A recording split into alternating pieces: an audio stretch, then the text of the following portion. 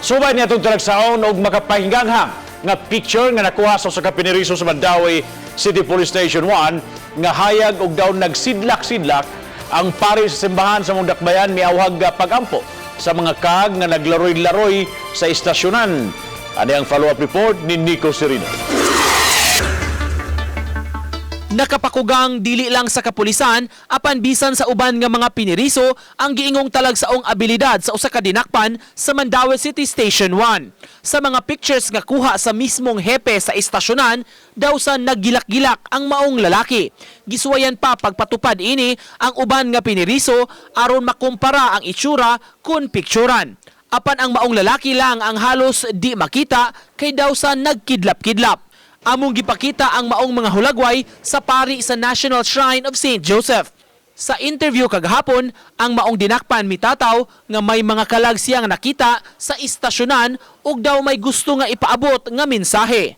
Kinahanglan man ni og thorough investigation gyud di man ta makasulti gyud nga mao na gini siya paranormal or kuan extraordinary na ni siya nga hitabo kay wa ta kay baw kon unsa poy asa po ni gikan kining maong tao.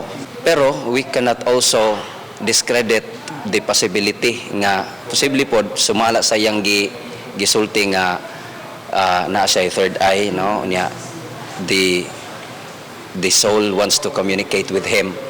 Kay ubay-ubay ang mga pictures, makita gyud ang kalainan sa maong lalaki sa uban nga mga piniriso dihang gikuhaan og hulagway.